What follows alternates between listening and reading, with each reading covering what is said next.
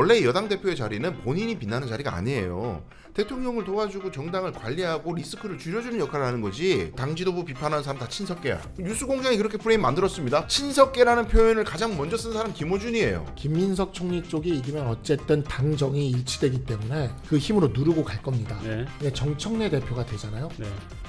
열린우리당 사태가 한 번 더 일어난다고 봅니다. 레임덕이에요. 바로. 네. 세 번째 주제 올려주세요. 명청대전 아닌 청석대전. 자, 이 싱크 어제 이제 그 정청래 대표 최고위 영상부터 일단 하나 보고 들어가 보겠습니다.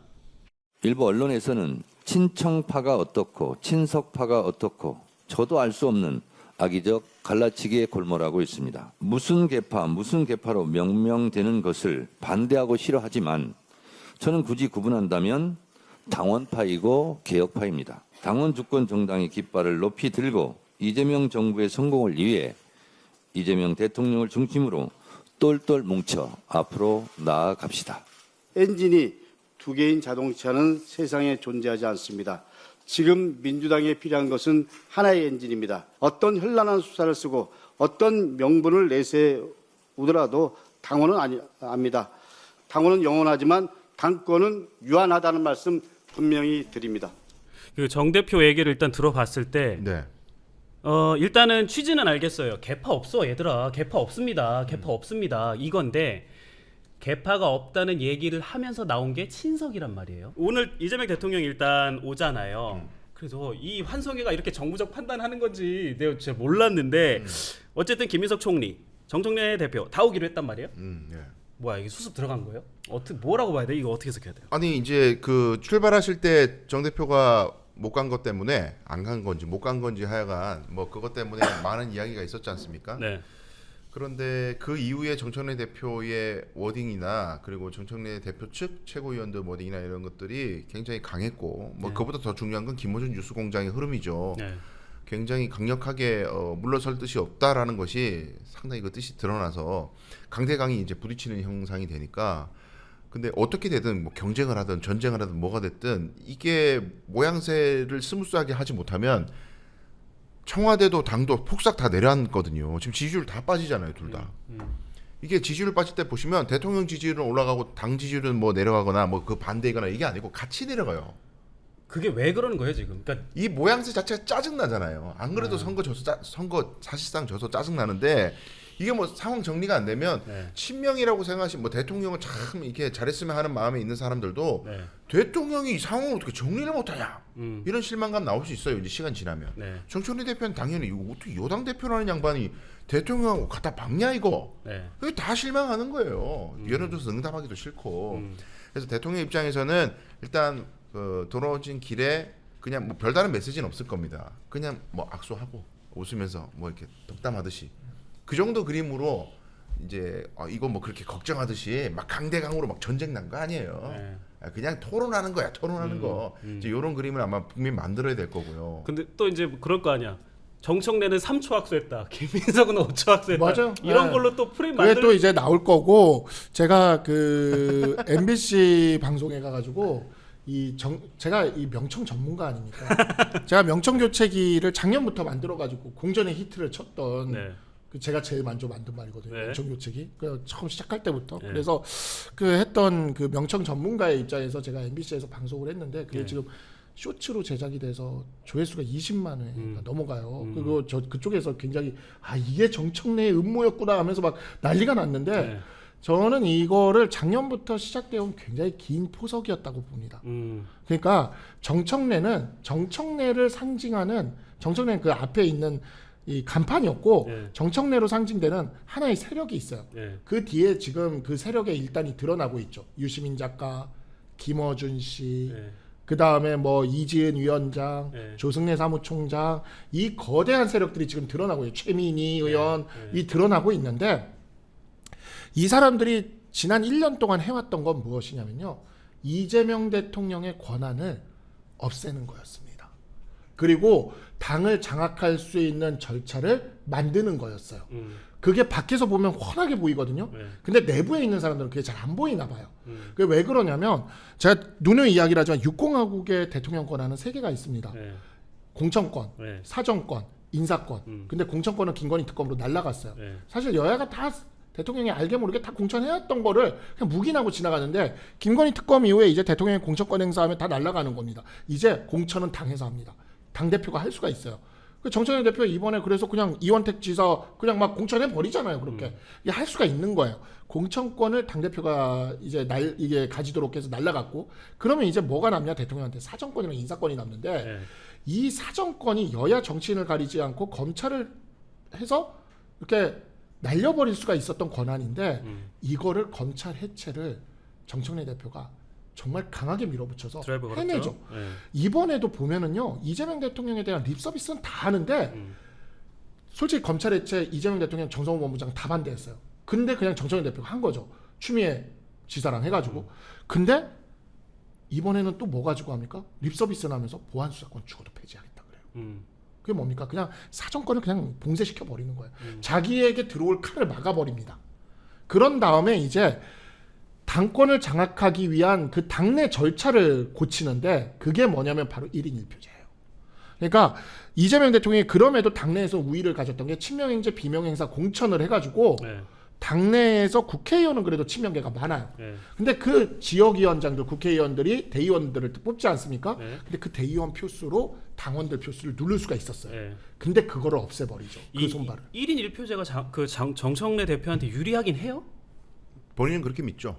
어떻게 보세요? 저는 유리하지 않다고 봅니다. 지금 현재 시점에서? 네. 그래서 이제 우리 박상수 변호사님 말씀하신 거에 대해서 그렇게 정청래의 일단의 세력이 음모를 꾸며가지고 대통령의 힘을 빼고 본인들의 권한을 획득하려고 한다라는 시각 실제로 우리 진영 안에서도 그런 말씀하시는 분도 있어요. 근데 저는 그렇게 볼 수도 있지만 저는 맹점이 좀 있다고 보는 것은 거기에 빠져 있는 변수는 대통령의 권한보다 더 위대하고 강력한 것이 국민의 여론이거든요. 네. 그리고 당원들의 마음인데 네.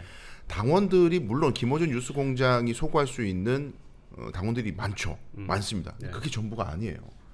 민주당도 전당대회 하면은 당원들 투표율이 40%, 뭐 30%대 막 이래요. 네. 이재명 대통령께서 당대표 될 때도 그리 높지 않았어요. 네. 별로 안 높아. 네. 그러니까 그분들이 화가 나가지고 전당대회장에 뛰쳐나올 수 있는 동기가 만약에 생겨버리면 그 뉴미디어가 마사지할 수 있는 당원들만으로 모든 게 된다? 이건 큰 착각이에요. 근데 지금 정청래 대표의 행동은 잠자면서 이렇게 지금 관망하고 있는 많은 당원들을 굉장히 화나게 만들고 있어요. 왜냐하면 집권 1년이고 1년 차에 지금 이제 2년 차로 넘어가가지고 가장 열심히 5년 임기 중에 가장 열심히 달릴 시기에 여당 대표가 저런 식으로 싸워서 본인이 뭐 억울한 게 있든 뭐 어떤 사정이 있든 원래 여당 대표의 자리는 본인이 빛나는 자리가 아니에요. 대통령을 도와주고 정당을 관리하고 리스크를 줄여주는 역할을 하는 거지. 가령 박근혜 대통령 때 김무성 대표가요 인기 많았어요. 대권에서도 막 여론조사하면 1위 나오고 그랬어요. 그런다고 자기가 막 자기 정치한다고 막 드러내고 안 그랬단 말이에요. 그러니까 여당 대표는 기본적으로 관리를 해야 되는데 자기가 자꾸 이슈를 만들고 뭐 싸움판을 만들고 막 대결 구도를 만들고 당내에서도 뭐 당 지도부 비판하는 사람 다 친석계야. 뉴스공장이 그렇게 프레임 만들었습니다. 본인은 뭐 불만이라고 하지만 친석계라는 표현을 가장 먼저 쓴 사람 김어준이에요. 네. 적어도 본인이 뭐 말을 해서 제일 먼저 포티를 진 겁니다. 그게 네. 다 친명인데 당에 안에서는 친청이 있는 거야. 근데 본인도 아니라고 하나 지금 적대시하고 있어요. 전부 다 그쪽 세계에서는 저부터 그 보면은 맨날 그 뭐 계보도 만들어가지고 김민석이 대장이고 그 밑에 쭉 뭐 국회의원하고 어제 딴지 게시판 보니까 최고 위험한 사람들, 뭐 중간 위험한 사람들 뭐 이런 식으로 강성현 변호사는 어느 급에 있어요? 메뉴에 있어요. S급이에요? 메뉴에 있어, 메뉴에 있어. 메뉴에 있어요. 거의 죽일 놈이야 지금. S급이구나. 이런 식으로 그러니까 고발을 당하지. 네, 그러니까 당 내에서 나름대로 토론을 하고 1인 1표제도 이런 맹점이 있으니까 보완해야 되는 거 아니냐 이런 토론들을 다 증발시켜 버리고 이런 식으로 서로를 적대시켜 가지고 우리 편 똘똘 뭉치게 해갖고 55대 45로 이길 거야. 이 짓을 당내에서 하면 어떡하냐고요. 그럼 정청래 대표의 목적이 뭐예요 지금? 목적은 어떻게든 당권을 가져서 총선 공천권을 가지는 거고 네. 그건 개인적 목표가 될 수 있죠. 네. 자기는 그렇게 해서 대권으로 발돋움하는 발판으로 만들겠다. 네. 공천권을 가지면 자기 사람으로 쫙 국회의원들을 줄을 세울 수가 있잖아요. 말 잘 듣는 사람으로 만들 수 네. 있잖아요. 네. 이번에 봐요. 전현희 의원하고 김남희 의원 그냥 SNS에 한번 글만 올려도 그냥 밤새도록 문자 폭탄이 쏟아지지 않습니까? 본인은 그게 힘이라고 생각하는 거예요. 본인 입장에서는. 네. 그렇게 될 거다 앞으로. 이거보다 더 훨씬 강력한 네. 공천권을 가지게 되면 누가 나한테 까불 거야. 네. 그런 그런 식으로 생각하고 있는 걸로 밖에 저는 해석이 안 돼요. 근데 그거는 진짜 당원들을 무시하는 겁니다. 당원들이라고 해서 다 그렇게 생각하지 않아요. 그리고 실제로 지금 호남 민심도 그렇지 않고. 근데 저는 진짜 아까도 국민의힘에서도 제가 측면에서도 말씀드렸지만 민주당이 지금 당원 주권주의를 얘기를 하려면 당원들이 이 정당이 어느 방향으로 나갈지를 결정하는 그거를 결정할 수 있어야 그게 당원 주권주의예요. 네. 근데 지금 얘기하는 거 들어보면은 당원 주권주의 자체가 목표야.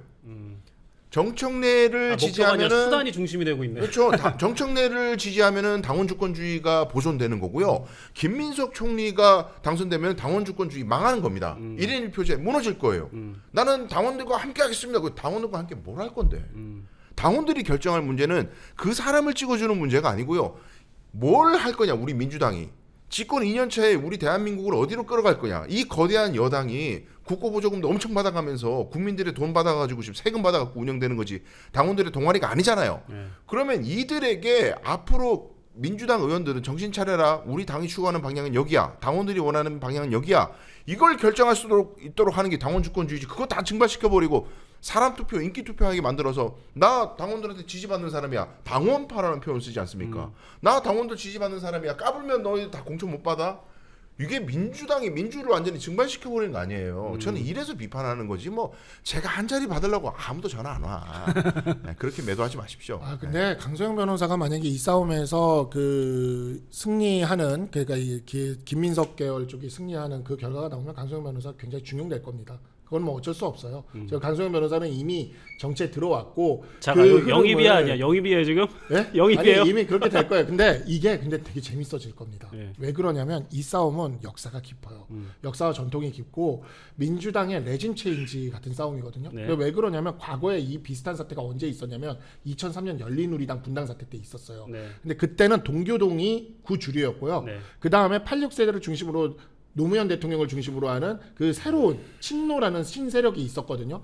그리고 그때는 좀 이게 반대였는데 동교동계가 의석이 많았고 친노가 당원이 많았어요. 그랬는데 그 당원을 믿고 친노계가 결국엔 열린우리당을 탈당하고 나갔고 네. 의석이 많은 동교동계 그 민주당이 구민주당이 한나라당과 손을 잡고 노무현 대통령 탄핵을 했던 게 17대 총선 직전에 있었던 사건이거든요. 네. 근데 지금 그 유사한 흐름이 되고 있는 게 이제 지금 이 민주당 안에 친노 친문이 과거 동교동계입니다.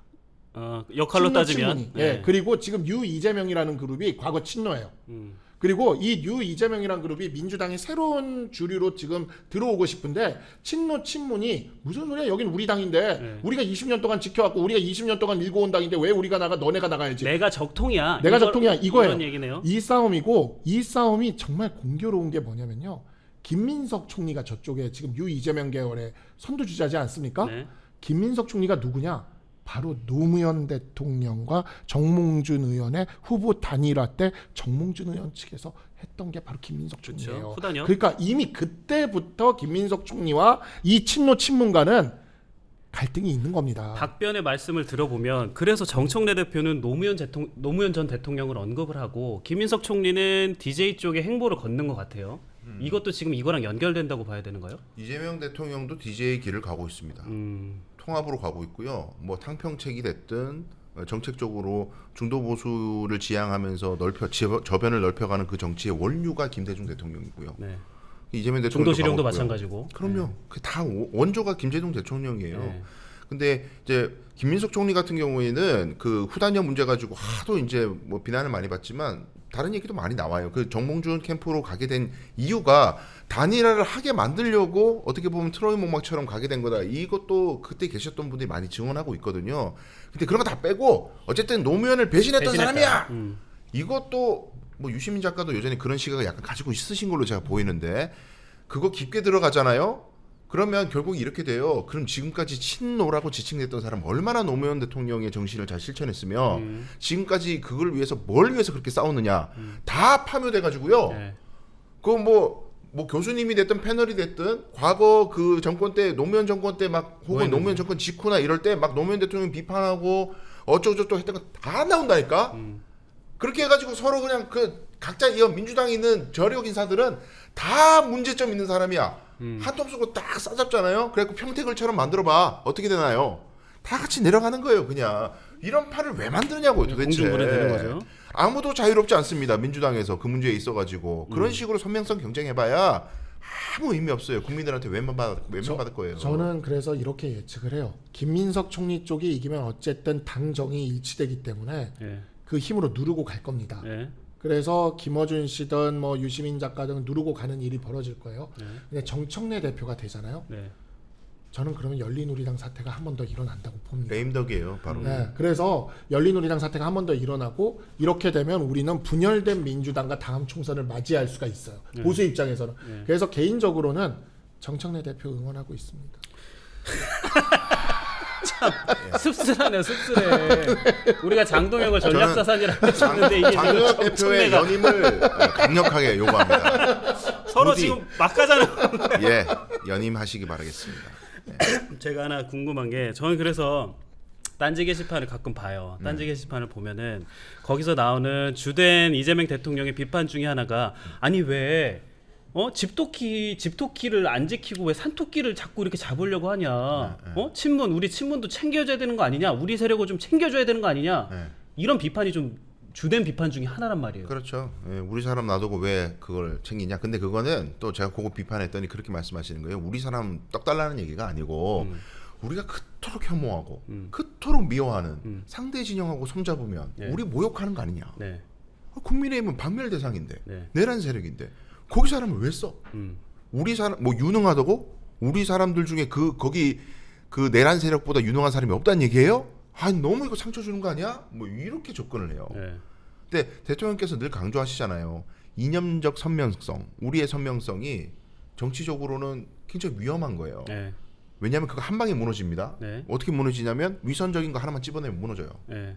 나는 정말 이 진보 이념, 좌파적 이념, 이 평등사회 실현을 위해 갖고 정말 일평생을 바치는 세력이 우리만이 선명하고 나머지는 다 개량주의자다, 뭐 반동이다, 뭐 이런 식으로 뭐 과거 제 단어를 썼습니다만 그렇게 했다가는 누가 이렇게 쓱 가가지고 당신 옛날에 하는 거 보니까 부동산 뭐 아파트를 한 8채 가지고 있던데 와르르 무너진다니까요. 그러니까 이념적 선명성이 아니라 실력과 실적을 물어봅니다. 국민들은. 네. 왜냐하면 정치인들 대부분 다 내로남불이고 위선적인 사람 많으니까 다 막 싫어해 우리나라 국민들은. 네. 그거는 디폴트 값인데 네. 그냥 결국 일 잘하는 놈이 누구냐 이거예요. 네. 그랬을 때 실력과 실적을 보여주지 못하면 외면받을 수밖에 없는데 그거를 선거 결과를 보면서도 그런 선거 지금 지방선거도 그런 흐름이잖아요. 그걸 보고도 여전히 선명성이 최고다. 진보끼리 뭉치면 다 해결돼. 진보 아닌 놈들이 자꾸 들어와가지고 설치니까 이 당이 망하는 거야. 다 쫓아내 수박들. 지금 또 U8이라 그러던 저보고 U8이들 다 쫓아내. 그럼 잘 될 것 같습니까? 택도 없습니다. 아니 근데 오케이 그 알겠다는 거예요. 근데 네. 그러면은 딴지 게시판에 있는 분들 거기서 활동하는 분들을 무시할 수는 없잖아요. 당연하죠. 어떻게 끌고 가야 됩니까? 그러니까 그거를 저는 김어준 뉴스공장에 있는 분들이 그리고 김어준 씨가 궁극적으로는 대통령의 뜻을 좀 헤아려 가지고 균형 있게 얘기를 해줘야 돼요. 이게 에코 챔버의 그 동굴을 넓히든가 네. 아니면 잠깐 나와 가지고 새 소리도 좀 듣고 물 흘러가는 소리도 듣게 만들든지 네. 그 외에는 방법이 없어요. 이게 거기 안에만 갇혀 있으면 심지어 한겨레 경향도 안 본다니까요. 네. 조선일보하고 똑같은 놈들이야 막 이래요. 네. 그 갇혀갖고 다른 얘기 안 들으면 방법이 없어요 이거는. 네. 예. 정청래 대표 승리하고 나면 양당이 지금 사실 중도의 거친 파도로 가기 위한 진통을 겪고 있잖아요. 근데 그럼에도 불구하고 정청래 대표가 승리하면 강소영 변호사 열린우리당으로 가는 것보다 우리 쪽으로 오는 것도 옵션을 한번 집요하네. 아니 아니 정말 진짜 왜냐면 이게 지금 보면은 사실 한국 정치의 발전을 위해서는 양당이 아까 제가 그 오세훈 시장이 사라지는 거를 뭐 한동훈계도 원하지 않는다고 얘기한 것처럼 뭔가 이렇게 좀 긍정적 경쟁을 해야 되잖아요. 당내에서도. 네. 그리고 양당도 좀 긍정적 경쟁을 해야 되잖아요. 네. 근데 양당이 지금 다 보면 저도 진짜 우리 당 안에서 뭐 예를 들어 예전에 박민영 대변인 이런 친구들이랑 방송할 때 보면 그 친구들이 얘기하던 게 그거예요. 중도는 없다. 맨날 이런 소리 하거든요. 아니에요. 오세훈 시장이 이번에 너무 잘 얘기했어요. 중도의 거친 바다로 나가야 된다고. 거기가 너무 거친 바다라서 안 나가려고 그러지. 사실 거기로 나가야 돼요. 그리고 거기서 싸워야 됩니다. 중원에서. 그런데 그런 측면에서 결국은 총선이든 대선이든 1, 그쵸. 2% 표차로 맞아, 그 이제는 차이니까. 자꾸 그렇게 흘러가고 있어요. 그렇게 그래서 그런 싸움을 하는 게 또 국민들이 원하는 거고 네. 그래서 양당이 그런 방향으로 가는 게 정치 발전에 사실 도움이 되는 길입니다. 저는 그래서 민주당에서도 그러한 흐름이 가는 게 저도 맞다고 생각을 해요. 우리도 사실 그런 싸움을 하고 있는 그렇죠, 거고. 그렇죠. 양당이 건강해야 되는 거는 이번에 지방선거 때 민주당이 뼈저리게 느낀 거잖아요. 그렇죠. 양당 다 문제가 있고요.